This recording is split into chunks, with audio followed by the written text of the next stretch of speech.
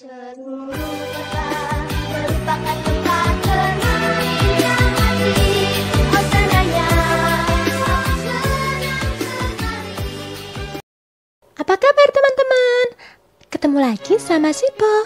Kali ini kita akan belajar bagaimana alur perjalanan obat dari farmasi rumah sakit sampai ke pasien. Ikuti terus ya perjalanannya.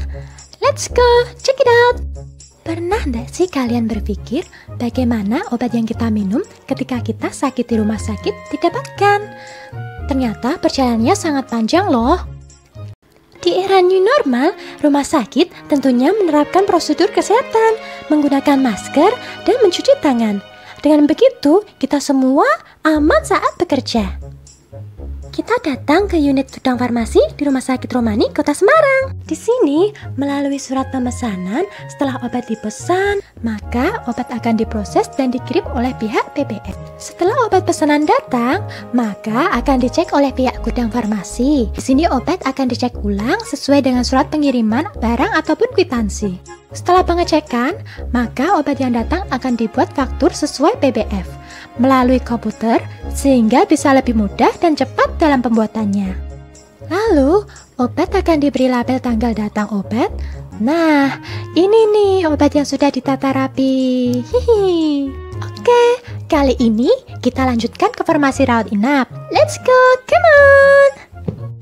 Ketika farmasi rawat inap maupun rawat jalan kekurangan obat, maka dari instalasi tersebut akan membuat surat permintaan barang lewat komputer, sehingga pemesanan obat ke gudang farmasi lebih cepat. Setelah pengecekan selesai, maka surat permintaan akan dicetak maupun diprint untuk disiapkan obatnya deh.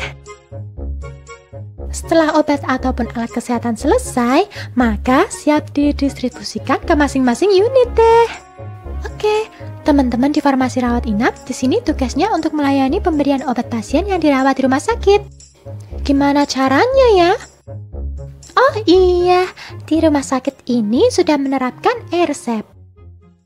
Setelah itu, asisten apoteker akan mengentri resep dokter.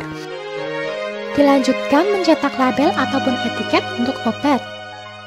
Setelah itu, resep yang sudah dicetak akan disiapkan obatnya oleh asisten apoteker dan dicek lagi oleh asisten apoteker yang lain.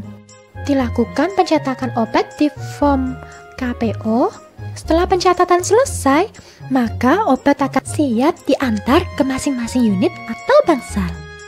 Lanjut, kali ini kita akan melihat farmasi rawat jalan dalam menyiapkan obat. Kira-kira gimana ya? Ternyata dalam pelayanan pasien farmasi rawat inap dan farmasi rawat jalan tidak jauh berbeda. Hanya saja yang membedakan jenis obatnya. Kalau di farmasi rawat inap, lebih banyak obat jenis injeksi atau obat yang disuntikkan dan obat infus. Sedang farmasi rawat jalan, lebih banyak obat oralnya atau obat yang langsung diminum berupa tablet, kapsul, buyer, maupun sirup. Eits, antri ya. Kalau kita capek untuk menunggu obat karena terlalu lama mengantri, santai saja, karena di farmasi Rumah Sakit Romani Gobat atau pengantaran obat sampai ke rumah dengan pelayanan yang ramah tentunya.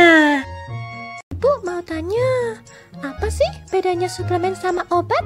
Kalau suplemen itu bisa digunakan pada orang sehat, orang sakit juga bisa. Tapi kalau obat itu hanya bisa diberikan pada orang-orang yang sedang sakit atau yang punya gejala, misalnya lagi batuk, lagi pilek, itu baru minum obat.